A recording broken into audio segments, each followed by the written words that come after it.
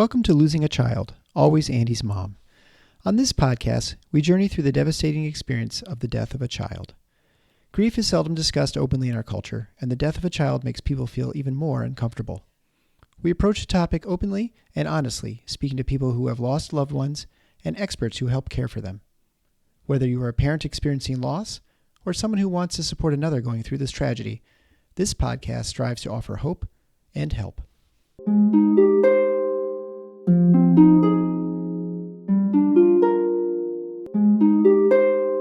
Welcome to episode 133 of Losing a Child, Always Andy's Mom. I'm Marcy Larson, Andy's mom. This episode is a release of a live stream that we just did 2 days ago. So I will not give you an introduction. You can just sit back and enjoy listening to Gwen and I talk about faith and where is God in my grief.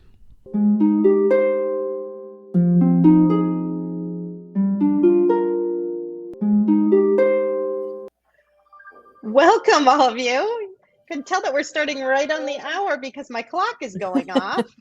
I forgot to turn off the clock, so we're going to hear this for a few minutes. But thank you so much, all of you, for wanting to join in and people who listen later. Got another great topic to discuss with Gwen from your Grief Guide. So welcome to Gwen. Thank you. So Gwen, we've been talking many times now over the past 2.5 years since I've been doing the podcast. You've come on really often, and we touch on the topic of faith often. It's not a uncommon thing for us to talk about. But one thing that we've never done is talk about it through an entire episode and just really focus on faith and where is God in my grief. So I just really wanted to do that today. And it turns out it ended up being like perfect timing, I think, for me.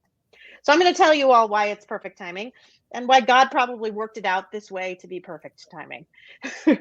So Gwen knows this, but last week, Friday and Saturday was the Grand Rapids Choir of Men and Boys concert series, their Lenten concert series. And I wanted to go. Eric was on call, unfortunately. So I asked Peter if he wanted to go. The two of us are going to go together. And I was not excited for it, but wanting to go anyway. So, and I feel like grieving parents can understand this a little bit, that when I go to these concerts, I feel Andy. I feel him. I close my eyes. I can hear him. I close my eyes. I see him standing in the front row, singing his heart out. It almost feels like a holy kind of experience for me because they're singing this spiritual music. It's old music. It's in that old British choral Men and Boys choir tradition. It's all faith-based. It's beautiful. I knew that they were going to sing the Miserere. It's very famous to people that know old music, but they sing that every year at the Lenten concert. And Andy had a solo in that the year before he died. And in fact, when we had, before the visitation for Andy, the very first time I had seen him after he died, he was in the funeral home in the casket, and they had that song playing and him singing the solo. I mean, they didn't know. I just gave them that music to be playing. The choir music to be playing during the time, and so they had just started it ahead of time, and it was on that song with my word in that moment, right? I know I've never shared that with you before. I've never but it was very moving, to be hearing him sing that in that moment when I saw him. So I knew that song was going to be a song. So I knew it was going to be hard. I opened up the program. Very front page is a little thing about Andy, a whole page, because they are next year going to have the now first Andy Larson Memorial Concert will be next year. It was supposed to be, in 2020, every 2 years. And now the first one will be 2023, but they had a little synopsis. And so that got me kind of emotional. And then the director stood up in front and said, not only will we be doing our normal Lenten readings for this concert, but we will also be reading excerpts from the book Lament for a Son. and discuss the pain of losing a son. And we have the author of that book here, Nicholas Walterstorff, and his wife are in the audience. Mm-hmm. So if any of you remember that I got 8 copies of one book after Andy died, it was Lament for a Son. I got 8 copies of that book. Mm-hmm. And to have it just announced that that was going to be a topic there, I literally could not breathe. I was completely like hyperventilating, almost choking. Peter's grabbing my hand. I think he's thinking, what's happening to her? She can't breathe at all. It was unbelievable. It was awful, right? I mean, awful. And I'm sitting there not knowing what to do, not knowing whether to run. I'm in the back row. I mean, I sat in the back row Good on thinking. purpose. But I'm thinking about just fleeing. And what should happen? But a friend of mine walks in with her son, who's a year older than Peter, a year younger than Andy. They sang in the choir together all these years. He walked in, and Charlie sat down right beside Peter, and his mom scooted all the way in, sat beside me, took my head, laid it on her shoulder, and let me sob on her shoulder. And I thought, in the horribleness of that, God sent her right there when I needed it, right? I needed someone right there because I was panicking. And this was going to be way harder than I thought. And it's like God knew and put her there just late enough that she had to end up sitting in the back row, and she could see me completely fall apart. I mean, there were 3 or 4 people that turned around and were staring at, what's this crazy sounds coming from the back row. Right. So anyway, I just wanted to bring that up. And then throughout the service, of course, it's difficult, right? There are all these readings about losing a son and the pain of losing a son. It's unbelievable. And then it gets to the second to the last song, and they sing a song entitled In My Father's House, which is the song they sang at every concert the year after Andy died, dedicated to him. And it was supposed to be the opening song on the CD that they were releasing in Andy's name that never got released because of COVID. They only had 80% of it completed before the shutdown and haven't finished it yet. So anyway, it was overwhelming, but to have her there, I just felt like God sent her there to me. And then as I'm listening at the end to In My Father's House, and then the very last song was called The Road Home, and all I kept thinking about was heaven and how I just wanted to be there. Yeah. I was just so sad, and I was so tired, and I just was in so much pain. I thought to myself, why can't I just be there? So that's why I thought it ended up being perfect. That I had that kind of weekend and that kind of like struggle with faith and feeling all this pain, but ultimately feeling like just this longing for heaven, that this ended up being the right time to have this talk with you. Yeah. We have so many more reasons to go to heaven for than we had before, right? Right. Yeah. Right. It takes on a whole different meaning. Yeah. And it's so funny because I was sitting there at the end, listening to those songs, thinking about how I just wanted to be in heaven. And I thought to myself, but who can I say that to? Who's not going to like panic? And that I'm actively suicidal. And I thought of you, actually. I thought I could probably call Gwen. She would know that I'm not like, right. And but look, it's just those things. Anyway. You're getting the love here from some of your listeners. I feel that. Thank me you, too. The hearts and the things. There's probably not a bereaved mom or dad on the planet that doesn't say they get that heaven is just, your heart's there. That's what happened. Part of your heart is there, and it's there in a different way than before your child died. So this topic of what happens, I was writing down some words as you were talking. The where, the questioning, where is God? And that separation and just some of the things that you talked about. And we'll get to the cool part about, you seeing God by your friend coming in and being there for you. But it is a totally natural response in whatever our faith relationship is with our higher power, whatever we believe, that it's usually a relationship. And what happens is whatever your faith is, there's things that you do, prayers, meditations, worship, through music, readings, whether it's scripture, you have a book that you read. So there's things that we do. So that's kind of like our giving to our God and what we believe in. And then there's ways that God gives to us, however we hear him speak, where we feel close to him and what he uses to speak to us.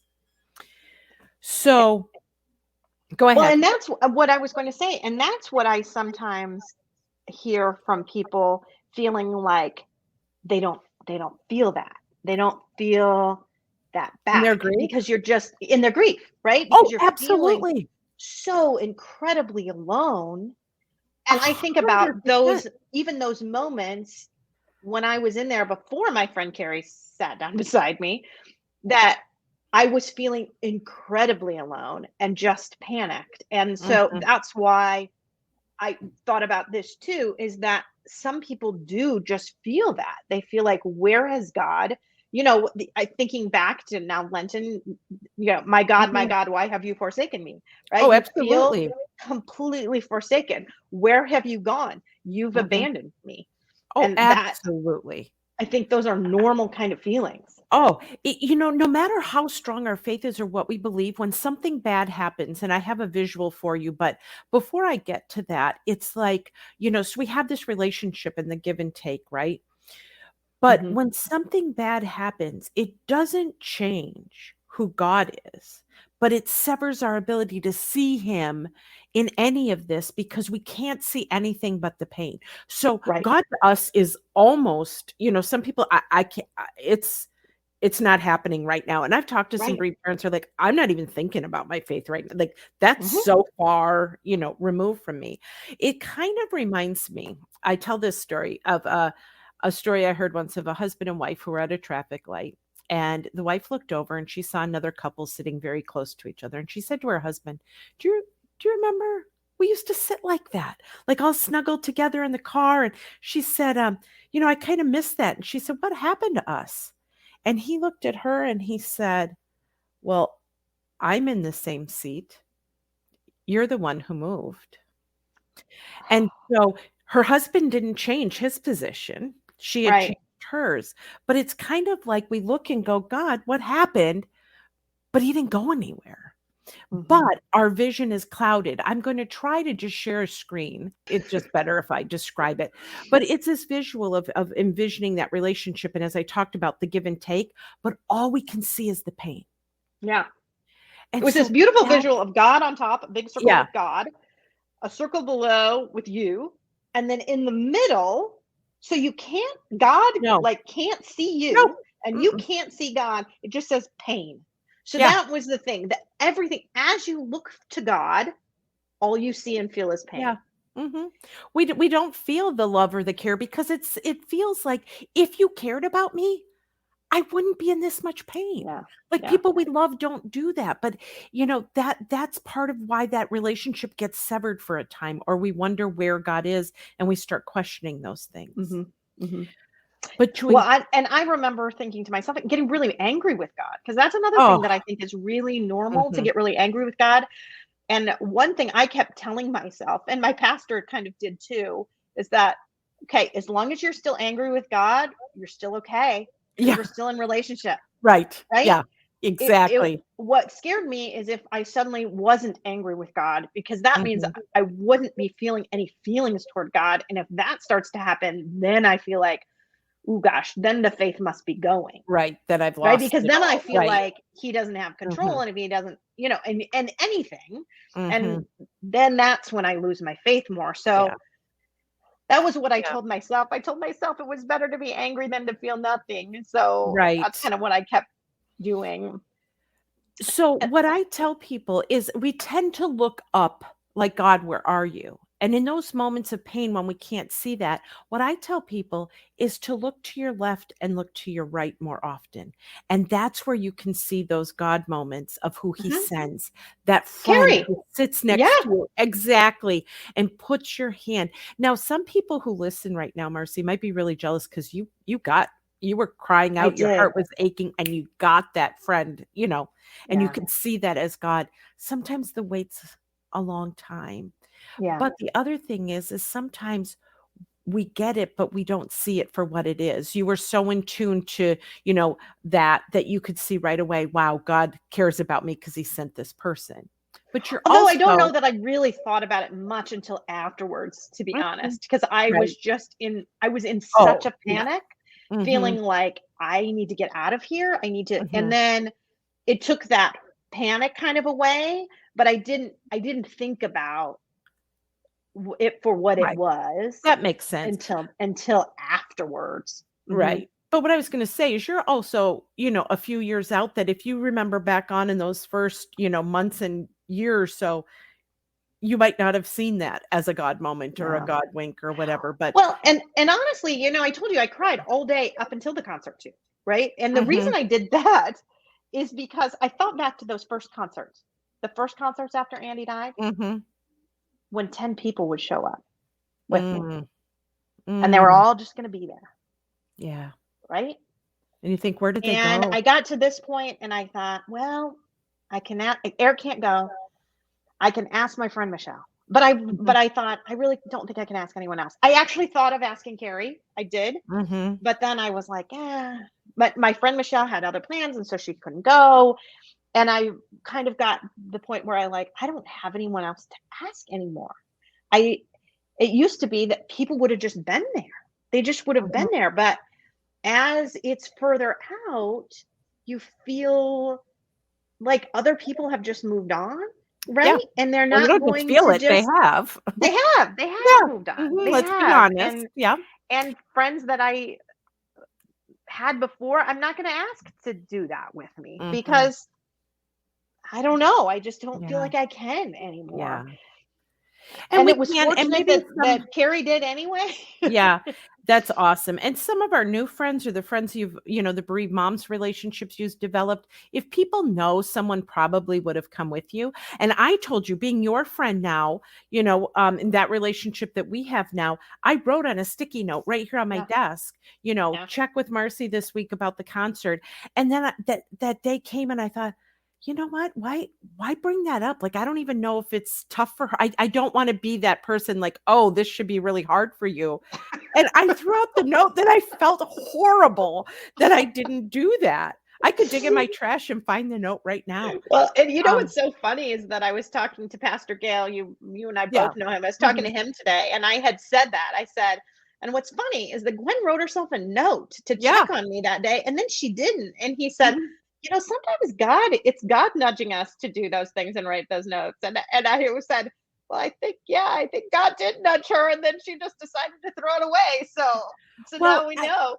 And I shouldn't doubt when I get that, reach out to someone, but sometimes I think as the grief, I slipped into I didn't want to slip from friend to grief, boundaries with, I didn't know. And so I overanalyzed it, which I'm an overthinker, and I threw it out. I do want to dig it out just so you can see it. So I can have proof that you were thinking about me. Yeah, I will.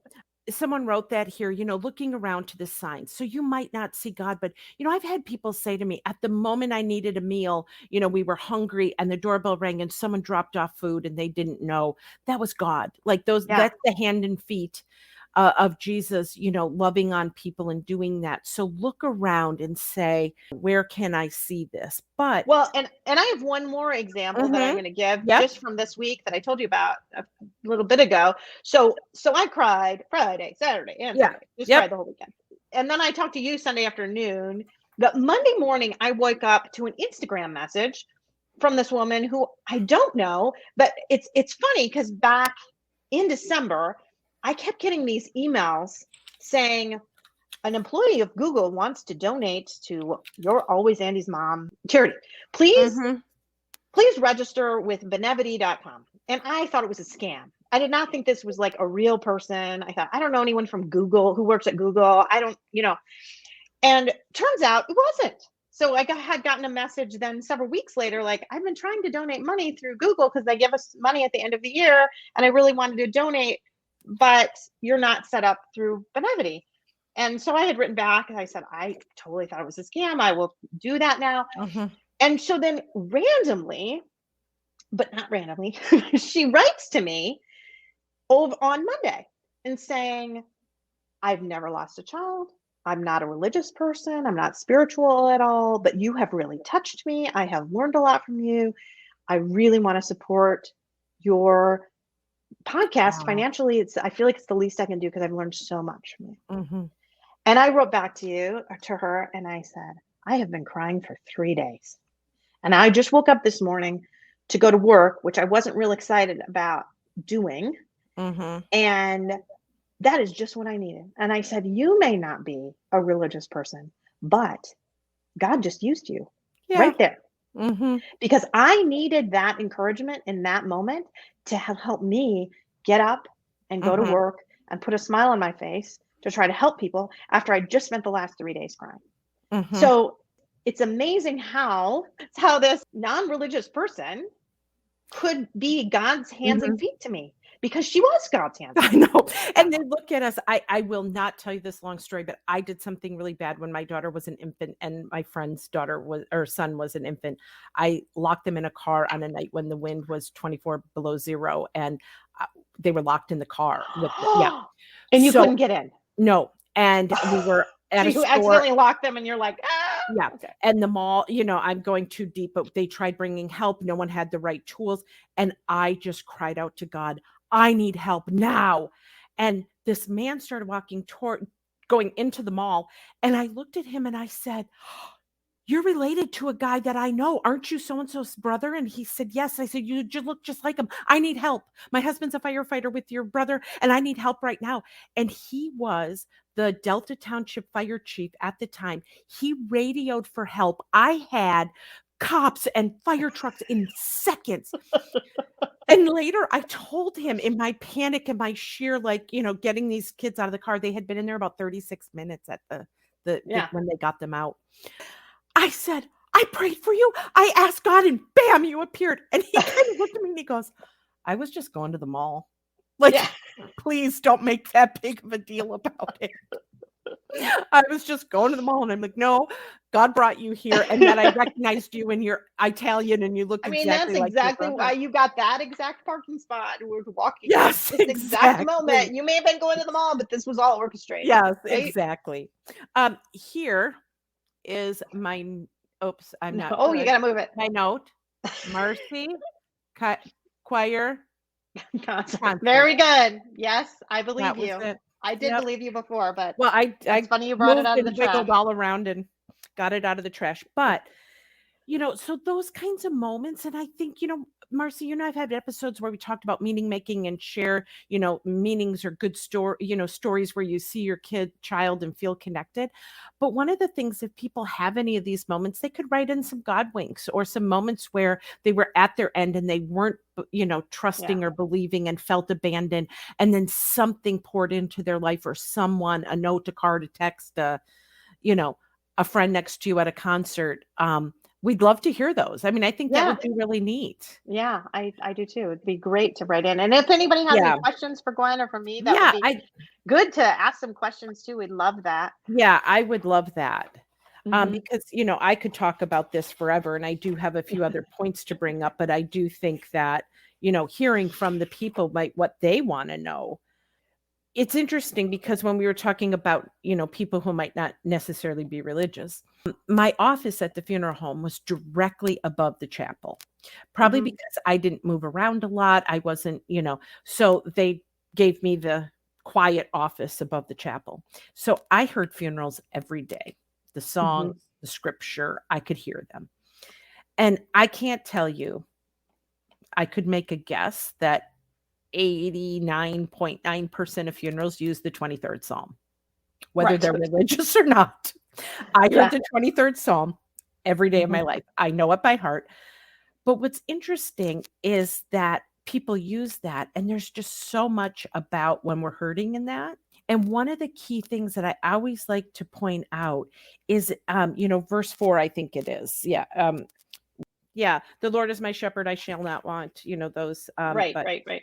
okay. So it says, yea, though I walk through the valley of the shadow of death. That I think I'm getting to my Bible here. Verse, the Lord is my shepherd, I shall lack nothing. He makes me lie down in green pastures. He leads me beside quiet waters. He restores my soul. He guides me in paths of righteousness for his name's sake. Even though I walk through the valley of the shadow of death, I will fear no evil, for you are with me. Your rod and your staff, they comfort me. Now, the part that I like about verse 4 is it says, I will walk through the valley. It doesn't say we're stuck there. It doesn't say that we have to be there forever, that things in life are a process. I mean, we don't stay young forever. We don't stay in one household forever. Oftentimes we don't stay in a job forever. People don't stay close forever. There's a lot of things in life that move. But the one thing that I just find hope in this is that we don't stay in the depths of our pain forever, that it's something we go through. And then I wrote my Bible, why it says the valley of the shadow of death is it says, until we die, we don't go right into it. We're not into it. We're in the shadow. That's where we are when we're bereaved. Yeah. All that, the stuff. And then the comfort comes after that. Thy rod and thy staff, they comfort me. But I think it's encouraging to know that it's a process that we go through. I know that I talked about how I got little bits of encouragement, but also said that I cried for 3 days. So right.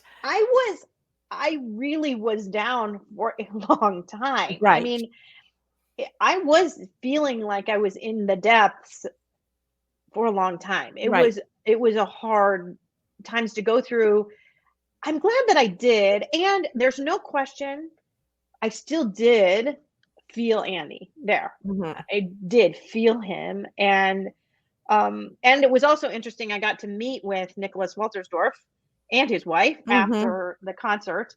I had the director introduce us, and he's a very sweet man, 90 years old now, and his wife. And it's funny because I said to him, I got 8 copies of your book after my son died. And he said, oh, that wasn't good for you. That was too early for you. And I thought, what a great thing for him to say, because guess what? It was too early for me. And I didn't really like it at the time when I read it. Now, Eric loved it. He got a ton out of it. I did not. I did not. And it was one of those things like, so I have to tell this man that I got 8 copies of his book, but I couldn't actually finish reading it at the time. Like, how do I say that to this man? He gets it though. But he got it. He got it at the very beginning. He said that to me. Oh, that was too early for you. He apologized for people giving me the book in the days after my son died, because, and he was 100% right. I mean, everybody, they give you all these books because they want to give you something to make it better. When in all actuality, it just isn't better. I mean, I went up to him. I was all crying. Oh, I was thinking to myself, imagine how you looked at that point after the concert. Yeah, it was terrible. He had to know. He looked at me, he put his hand on my shoulder and he said, oh, just cry. It's okay to cry. Just keep crying. I mean, he told me to cry. And then his wife said, and then I said, I didn't know you were going to be here or any of this was going to happen today. And his wife said, would it have helped had you known? And I said, honestly, I probably wouldn't have come. Right. Which they were totally okay with that too. It just was, it was really just so nice, because even though they lost their son, I mean, how many years ago has it been now? It was a long time. Many years ago. That book forever. I mean, their son was in his 20s when he died, 24 maybe. So they were probably maybe around 50. So it's been 40 years probably for these people. And yet, and she even said, it never goes away, honey. Yeah. It never totally goes away. Well, that's It'll what I was going always to be say, there. that they probably saw you coming in your face and they already knew. Bereaved mom. Yeah. And Bereaved they mom. did. Yeah. And the Mhm. director said, this is the mom of the chorister Oh. that you know about. Mm. Okay. So, I mean, because everyone knows about the chorister who Yeah. died, right? Mhm. Yep.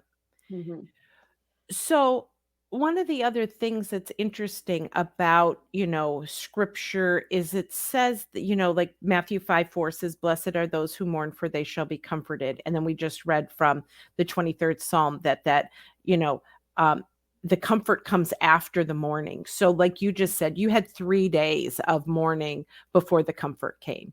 hmm And I You get know? little bits of comfort in the middle, right? I Yeah, mean, I got right. Yeah. Carrie coming in, the Waltersdorps were very comforting and Oh, right. nice, but I still went home and continued to Yeah. cry. And the next day, Mhm. cried all day, didn't want to go to church. That's a funny thing too, because Oh, I I think about like right afterwards and me thinking and saying to Eric, we have to keep going to church because I'm afraid if I stop going to church, I will never go back.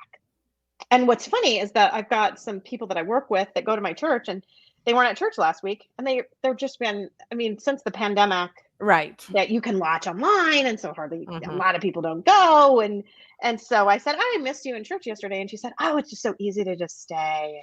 Mhm. We've got to start getting in the habit of going. And I said, oh, I get that. Because after Andy died, I kept thinking to myself, I have to keep going because if I don't keep going, if I Mhm. stop, I feel like I'll never start again. And then I Mhm. feel like I guilted her into going this week because she's like, I'll be there next week. And I thought, oh my word, that's not what I meant. Yeah. But then after I'm feeling so down the next day, I thought, well, now I know they're going to go. So now I feel like I have to go. And even though I cried for 20 minutes in the Yeah. shower before I went that day. I mean, Yeah.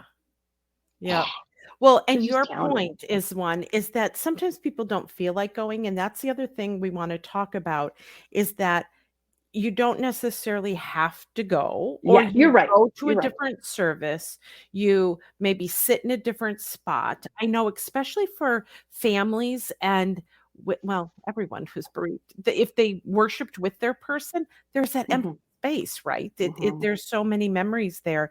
And so sometimes sitting in a different spot, but for a widow, I always tell them maybe find someone else to sit with because they feel so all alone during church. But and even if we don't feel like it, go anyway, because practicing something that we know is good for us and good for our soul. So many people exercise even when they don't feel like it because they know it's good for them. Many people ate a mhm, salad today and had a really healthy dinner tonight, not because they felt like it, but we ate it because we know it's good for us. So mhm. going to our place of worship and practicing what our faith tells us to practice is good for us even when we don't feel like it. Well, and you can do that not like you said, not in the exact same way. So, for example, I still have problems with the sharing of the peace. We do this sharing of the peace at church. Okay. And I really, really, really don't like it now. I Mhm. don't. I feel like it's just you're shaking somebody's hand and they're already looking at the next person, peace of the Lord be with you. And you're already looking to find the next person and you're not really meaning it at all. It's just Mhm. like, Mhm. it's just habit or I don't know. It bothers me and I don't like it. So Okay. what I would do, what I started going is before the sharing of the piece, I would leave. I would leave Okay. and I would hide. I would hide in the kitchen. I would hide in the bathroom. Hide. I would hide somewhere. And then after that was done, then I would come back. But I just felt like that's what I could do. And occasionally things would get so bad that I would leave entirely and Yeah. go up to a different part of the church and yeah. Yeah. That those are coping things. I want to go back to two things that our viewers have said. Candace said, my faith really helped me. And Yeah. it's interesting because some people, it really does feed into them and there is no severing of the relationship and they don't have a hard time with that.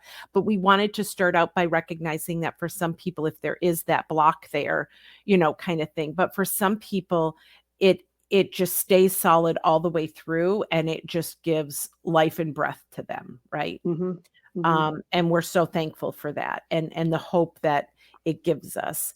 And Sandy, comment here, try being the organist and crying while playing, not easy. I know. I was thinking about that too. Well, and I was one of the vocalists for the worship band, and I didn't do that for 3 years. Yeah. So, and you don't have a choice when you're the organist, because that's like a position. It's not like somebody can fill in for you. Right. For me, somebody else just had to do it, because I couldn't do it. There's no way I could do it. 3 years later, I could, but as the organist, you're kind of stuck. Yeah. Well, we had a pastor speak at a Starlight event one time, and he shared that after his daughter died by suicide, that it was the year anniversary of her death fell on a Sunday, and no one else recognized it. And he, kind of just got in that position. Well, no one's, offering for me to have the Sunday off. No one's really remembering. I should just, do it. Yeah. Blah, blah. And he said it was horrible. It was horrible to have to be up there and to minister to all the people when his heart on the 1 year anniversary was so broken. So many times when we're in a point of service and serving at our place of worship, it does make it very hard when we need to take a break, or it's too hard for us to go. And I do tell people, and, I don't know Sandy's situation and other people's, but sometimes when we are in charge of something and we're bereaved, we have to ask to kind of step back for a time, because it's too hard to maintain the level of serving and ministering to others that we had before. So it's not wrong to take a break from that, to just say it. Well, no, if you can. It's just, if you can't. That's right. really hard too. I mean, I think too, back our very first Easter after Andy died, his birthday was his birthday. His birthday fell on Easter Sunday. And I tell you, it's sort of tainted Easter a bit for me. And of course, you say that to people, I'm like, oh, that's so beautiful. His first birthday in heaven. It was Easter. Imagine all the rejoicing in heaven on Easter. Okay, really? Because I'm sure that's all true. But for me, it gives me a little more pain. And it's it's a little harder to be in this rejoicing mood when I'm just thinking about my son's birthday, right? And the fact that he may be rejoicing in heaven, but I really want him rejoicing here, right? So, well, Mary Pat just wrote, Easter feels too hard. Mary Pat, I'm reminded of a book that I read called Keepsakes of the Heart, and she had her husband, son, brother, and dad all die in the same plane crash, and she was invited to a Good Friday, like outdoor sunrise service, and they died in the early fall. So this would have been, 6 months later, spring. Yeah. And she went, and she said, everyone's singing praises on this beautiful Good Friday sunrise service. And she said, Easter Sunday. Yeah. No, this was Good Friday. It was a Good Friday sunrise service. And she said it was outdoors. And she said before she knew it, she was rocking back and forth screaming, I hate you, God. I hate you, God. I hate you, God. And she was having that battle with God as everyone else was singing. And, I don't remember exactly how she tied it up in the book. I remember some other parts of her faith journey, which were amazing, but just that crying out and that questioning is just a part of it too. You and I did a segment on lament, and, we looked at that. That crying out. All of worship doesn't look like, praise Jesus, or, Yeah. So some of it is just that battling it out, and where are you? And everyone with their families is definitely a hard one for sure. My daughter. Well, and then Candace wrote, my daughter passed on Mother's Day weekend. That will never be the same. Never. And certainly not. Certainly not. Nope. So those things are really, really hard.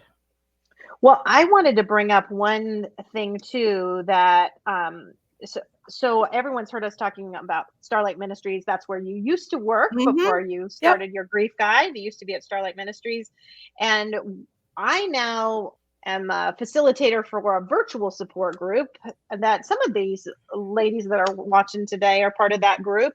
So we do have a new 6-week session starting up it's every Tuesday night. And this first one is April 12th. And the topic for the 6-week session is grief is messy. Yep. And I just think that is worth discussing too, because it's a faith-based organization. So we do discuss faith, but to discuss that messiness of grief is really going to be, I think, a good discussion and a good digging into that a little bit, digging into that messiness. I'm a little biased because I'm the author of the curriculum. I was going to say, I think you probably wrote it. Yeah. But one of the things about that is that we do try to pretty things up for God. Like we try to hide those parts of our heart that are questioning, like that woman crying out, I hate you, God. Like we try to hide that. And God knows, he sees our heart and our pain. So if we just open that up, that's where the healing can begin. Yeah, she wants to know about. Please let me know how to find this online group. So what you can do is you can email Stephanie at starlightmin.org, and you want to type that in, maybe? I sure will. Yeah, you type that in, and then if you email Stephanie, then you have to do a little intake, but then once you do an intake, then you can get into that group and be a part of that. So I think it will really be a good session. So you're typing it in there, Gwen, and then I'll pop it up on the screen so people watching live can see that. And I'll make sure to write that in the notes on the podcast too, just knowing how people can get involved. So here we go. So Stephanie at starlightmin.org would be how to get involved in that. But it's been just a great group. We should probably announce on behalf of Starlight is that their curriculum is for sale now. So I don't know where Candace lives, but in their area, they can purchase the curriculum either for individual use or for an organizational use, and they can have that same thing and start a small group there and have everything that they need, what to say, what to know, all the stuff is in there. So and of course, if you are in West Michigan, going to them in person is fantastic because then you can take your kids with you too. Right. So they have wonderful children's programming that's awesome that of course we can't offer on the virtual option that I'm doing right now. Well, let me tell you this. So knowing that they were Christ-centered, grief support, I would have people, and one happened to be someone that I knew through their parents. I knew their daughter, and their daughter had her child die. And, of course, I wanted to tell them about Starlight and come and get the support. And they never signed up, but that was fine. They were getting support. But I would continue to meet with the mom. And one time she told me, she said, "You've never asked me why I didn't come to Starlight." And I said, "Well, that's your choice." And she said, "I couldn't handle that it was faith-based because I was so mad at God. I didn't want to hear that." So I thanked her for telling me that, because then as I explained to other bereaved parents is we don't have a set agenda that you have to feel right with the Lord to come to this. No. We allow for all, like, if you're like, "Hey, I don't see it. I don't want anything to do with it right now." Or, we allow for that. Absolutely. 100%. Yeah. I mean, we just had our last session, and I feel like in our group, we had a couple of women kind of say, "I feel like my faith is stronger." And everybody else said, "I don't feel that way at all. I feel like my faith is so broken." So if you feel like your faith is broken, don't let that hold you back at all. Don't let it hold you back at all, especially on a topic that grief is messy. I mean, because it really is. And we messy. Don't have to pretty it up. Yep. And even the ones that said their faith was stronger then said, "Hey, when I say my faith is stronger, it doesn't mean I'm not battling, doesn't mean I'm not struggling." Right.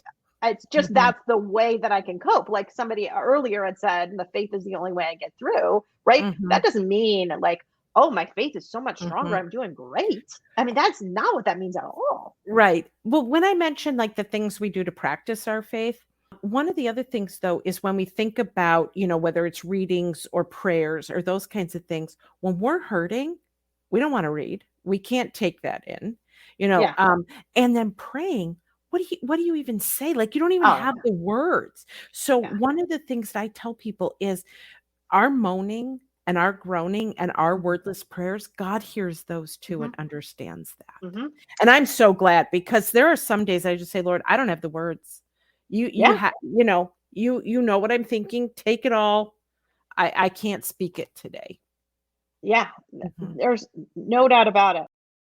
My favorite Bible verse always was Romans 46. 8:28. Oh, And we okay. know that in all things God works for the good of those who love him, who've been called according to his purpose.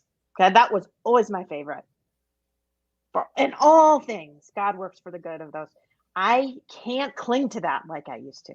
And Mhm. I clung to that. The reason I clung to that verse was after my mother died, actually. So it was when I was in grief. I could Mhm. say to myself, there will be good from this. As Mhm. much as it hurts, there will be good from this. But then the pain was so intense with Andy that I couldn't cling to that anymore. And I Mhm. started clinging to a verse about God hearing our groanings, which I cannot think of what Mhm. that verse is right now, but that when we don't have the words to pray, Mhm. Mhm. God will hear me groan. And Yes. that's what I replaced it with. So I replaced it with this beautiful, like everything works for Yeah. good Yeah. to Right. to all I have to do is groan and know that God's hearing me. I put a few extra words in Romans 8:28 because I've just had to, in the fact that all things work together for good, but I might not see it in my lifetime. All Yeah. things work together for good, but I might not ever know why. So I'm excluded from the knowledge of how that works, but Yeah. it's still Yeah. true, right? Well, and I'm not saying it's not true. I just Yes. can't No, I like know I you're just not. don't I mean, Mhm. people used to ask me all the time, what's your favorite Bible verse? And that's what I used to say. That's Oh, what I used to say. Oh, just how that the spirit intercedes for us through wordless groans. Yeah, that's yeah. beautiful. That's beautiful. Mhm. Yeah. Oh, Yeah. also in Romans 8, yeah. So it's just a little bit ahead of it. Oh, yeah. Believing in something is and knowing it, but not having it be a feeling or what drives us right then, right? Like you can Yep. have hope and feel lost at the same time. You can have joy and sorrow. You can, living in those two realities, especially Hmm. when we're bereaved, that's very true. You can praise God and curse God at the same time. I think I do. I Yeah. really think I do often, Yeah. right? I mean, Yeah. I'm for You know, sure. I mean, I've been angry with God, but yet there's no way I could get through it without him. yeah. And it's funny because you just shared that woman, there was no way she could go to Starlight because she couldn't handle anything faith based. Mhm. And yet, when I was looking at Starlight, we also put in a like a little application process for a non faith based parent Mhm. support group here in Grand Rapids. That's a great group. And Mhm. when they called me back to have us go, I said, I think we're gonna go with Starlight because I have to have a faith-based one. Mhm. Even though I was telling you at the time, I Yeah. didn't feel like going to church. I was Mhm. mad at God. I wasn't feeling any sort of like love to God. I was just angry. And yet I felt like if I don't go somewhere that is going to give me a sense of hope in Mhm. what the kind of curriculum is, Mhm. that it doesn't have a little bit of hope in it, then I didn't feel like there was going to be a point. And maybe they had beautiful hope. I don't know. But I just knew that if I went to a faith based one, they definitely would have hope. Right. But see, again, you were practicing even if you didn't feel it or experience that at that time, you knew you needed that. But I think it's Demi who says, I feel like I've lost my hope. We get that. And that's where we almost have to borrow hope from other people. Like you don't have it. So you have to just trust that it will be restored and just borrow it from other people and say, I don't feel it right now, but it will prayerfully and hopefully be restored. Oh, I love what Mary Pat just wrote here. I'll put it up on the screen too. I keep thinking of what Elizabeth Elliot said. Don't dig up and doubt what you planned in faith. Yeah. So yeah, if you had that, it's easy to do sometimes, Yeah. but Well, to just try. Hmm. my uncle was a pastor and he said, people would come to me all the time and say, why did God have this happen? Why did, this person die? Why did my marriage end? Why did I lose my business? Whatever. Why?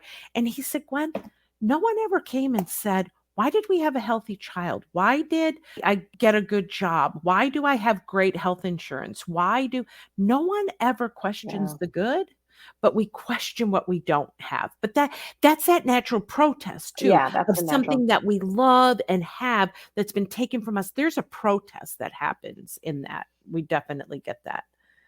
Okay, and that Mary Pat quote, should have been, don't dig up and doubt what you planted in Planted faith. And faith. that does make more sense. Yes, Yeah. what you planted Mhm. in faith. Mhm. Yeah. I know we just have a few more minutes left, and I hope if anyone else has any other questions, but I think expressing our faith, but like I said, practicing even when you don't feel like it. But then that other part for me, for bereaved people, and especially, Demi saying, I don't seem to have hope right now, is Mhm. to rest in your faith. Like that rest, that place where you can just go and be, and you don't have to perform. You don't have to have a certain level of hope to be a Christ follower. Like it's okay that you're not in that spot, but resting in it. Mhm. And there's so many verses where Jesus, he says, cast all your cares upon me because I care for you. So he's saying, give it. I care. Yeah. What are you worried about? Yeah. What's stressing you out about your hope here? So we can keep doing that. And then the other part where he says in Matthew, come unto me, all ye who are labor and are of heavy laden, and I will give you rest. Can you tell I memorized in the King James Version as a little kid? Yes, for sure. Okay. We can go and just come and be restful.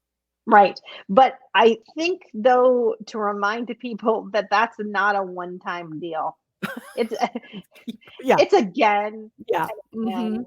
and again. Yeah. I don't know how many times I have to cast my cares, but Right. I just have to keep casting them, because what do? I'm like, okay, I'm going to let go of this. Okay, I'm just going to grab it back. Yeah. And let go. Oh, and I grab it back. absolutely. And I guess the biggest thing is hopefully every time I give it up, when I take it back, maybe I take back just a little bit less. Mhm. Well, the other thing is that we are like children.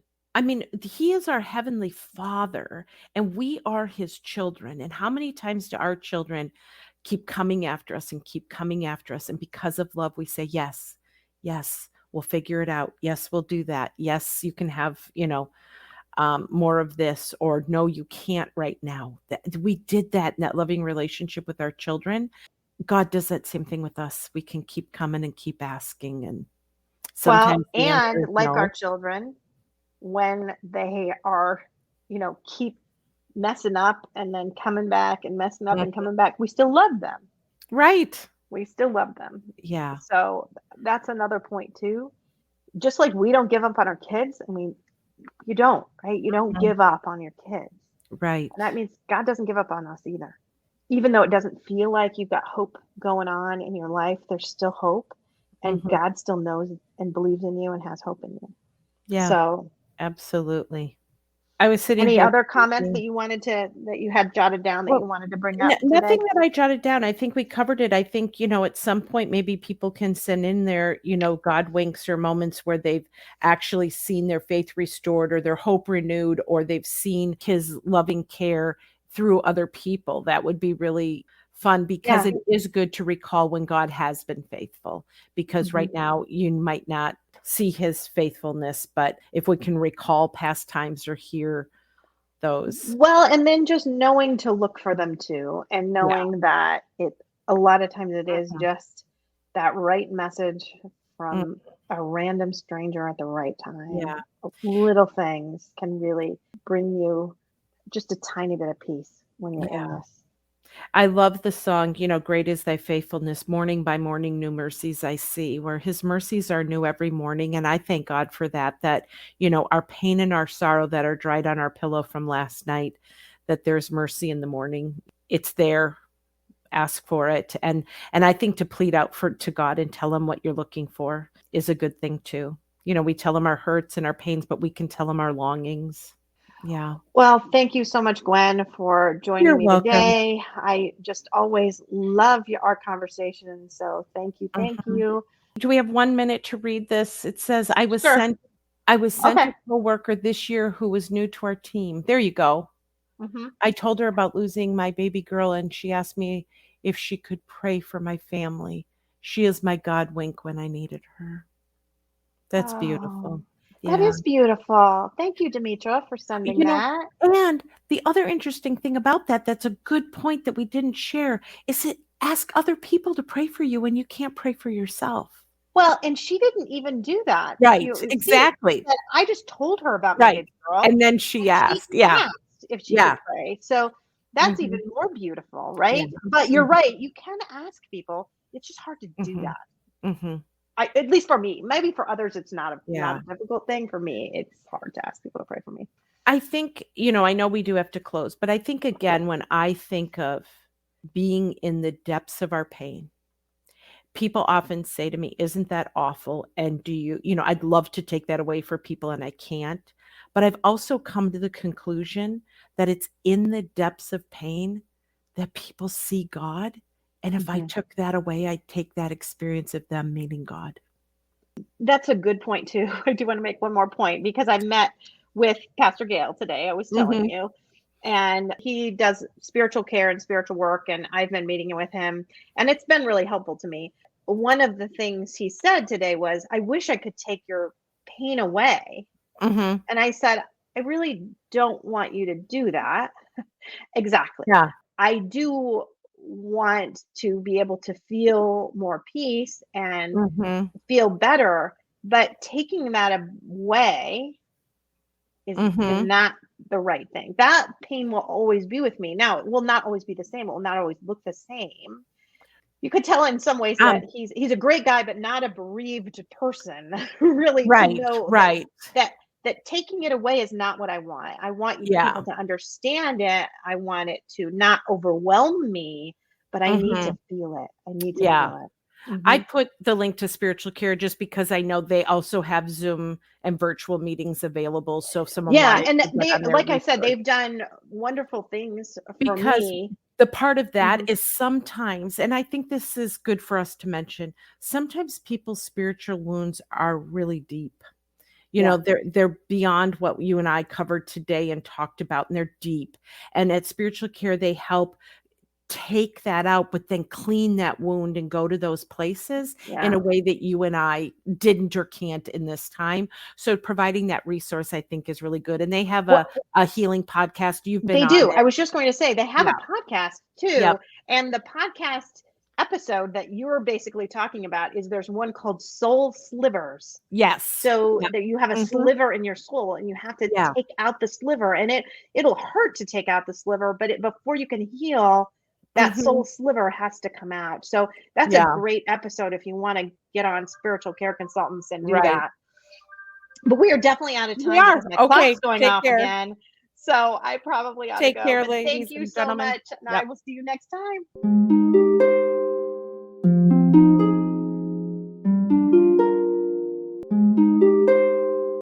Thanks for listening. If you found this helpful or would like to support the podcast, please leave a 5-star rating and comment. To help financially, you can text Andy's Mom to the number 53555 or visit the donate page on andysmom.com. Your donations are secure and tax deductible, and we are now able to accept Venmo, PayPal, and Apple Pay. Always Andy's Mom is a registered 501c3 organization and can receive donations through smile.amazon.com, Thrivent Financial, and Benevity, amongst others. Marcy loves hearing from listeners. Please feel free to reach out to her via email at marcy@andysmom.com. Also, be sure to sign up for the email list to receive weekly updates as well as pictures of all of Marcy's guests and their children. Together, let's work to inspire hope, one day at a time.